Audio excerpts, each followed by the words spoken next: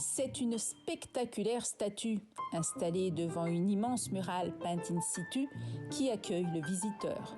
Le musée a donné carte blanche à Nicolas Party. L'artiste suisse, basé à New York, a mis en scène un dialogue entre ses œuvres et celles des maîtres des siècles passés, issus des collections de l'institution. Comme ce tableau d'Otto Dix, qui se réverbère dans un portrait de Marlène Dietrich. Ce n'est pas une exposition, c'est une œuvre d'art de Nicolas Party. Les couleurs, le choix des œuvres, le remplacement, le titre, l'heure mauve qu'il emprunte à une toile d'un peintre canadien, Ozias Leduc. Sans oublier les 4 murales peintes in situ par l'artiste, dont 3 au pastel sec.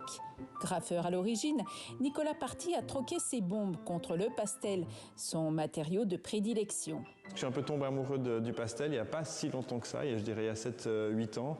Je faisais de la peinture à ce moment-là et en fait j'ai découvert un peu le pastel par accident et directement en fait ça m'a énormément plu le fait que c'était très fragile, que c'était poudreux, que je travaillais vraiment avec les mains et que ça avait ce côté comme ça très voluptueux.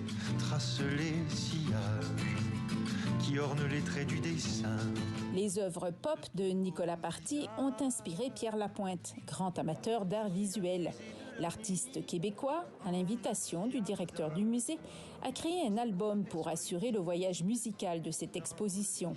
Un album conçu dans ce même dialogue entre le passé et le présent. Pierre Lapointe a composé 7 nouvelles chansons qui répondent à 7 grands classiques qu'il réinterprète. Tout l'album L'heure mauve est intimement lié à l'exposition et donc intimement lié au travail de Nicolas. Le choix des chansons reprises est inspiré directement de chacune des salles. Par exemple, pour cette salle, Pierre Lapointe chante en allemand une chanson pacifiste popularisée par Marlène Dietrich. C'est vrai que ça amène tout d'un coup une dimension à l'exposition qui est extraordinaire pour moi. C'est la première fois que ça arrive. C'est vrai que j'étais extrêmement ému et touché d'écouter l'album. Toutes les fleurs qui poussent. La dernière salle s'ouvre sur ces statues colorées au regard hypnotique qui font la signature de l'artiste. On ressort enchanté par ce côté presque enfantin, cette innocence dans l'art de Nicolas Party. Un ravissement pour les yeux et les oreilles qui fait du bien à l'âme en ces temps de morosité.